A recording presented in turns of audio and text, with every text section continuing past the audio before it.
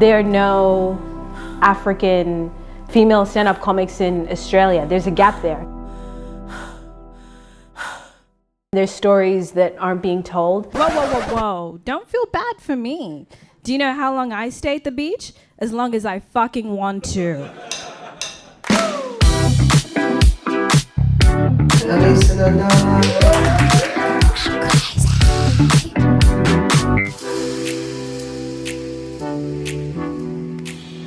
Hey, I'm Angus McLeod, and in less than 30 minutes, this Brisbane Comedy Club is going to be packed to the brim with audience members who are keen to see live stand-up comedy.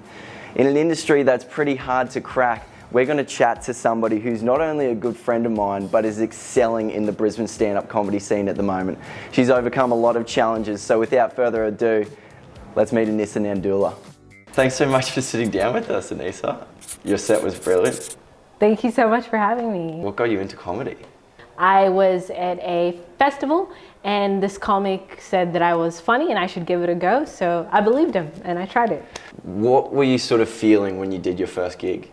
Oh, I was petrified. I was so scared. I didn't even know I could make people laugh. My partner is half white, half Asian, but he identifies with the white side, and I just find it really confusing that he chooses to identify with the part of him I like the least. What a shame. The white people didn't like that. How do you come up with the majority of your jokes? Every single day I'll write 10 pages and then I'll highlight things that I find funny and then I'll make jokes, I'll test it out, and I just keep doing that until I find something.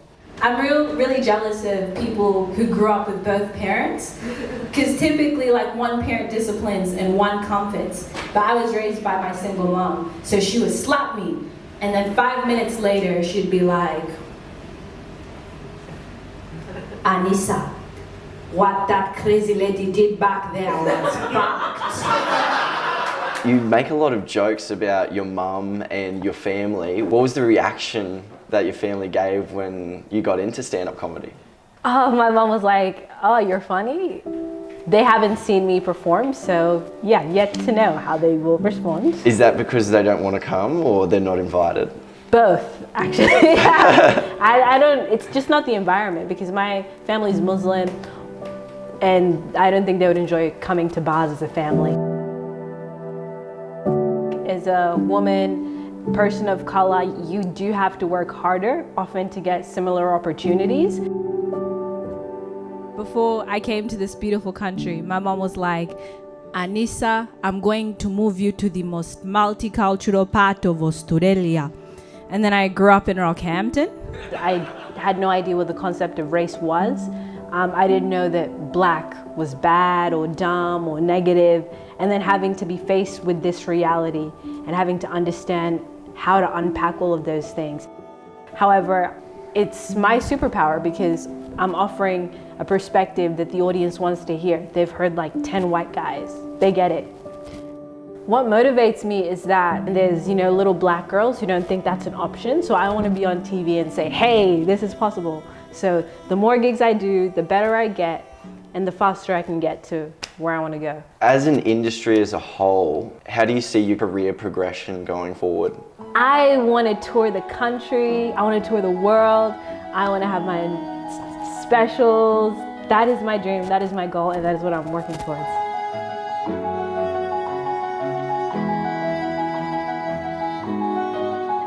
If you could tell yourself something 5 years ago, what would you tell yourself? It's good to make mistakes. It's incredible to fail. Keep failing. Failure is the only path to success. Oh, thanks so much for your time, Anissa. You've been absolutely amazing. Thank you. You guys have been great. I've been Anissa. Thank you.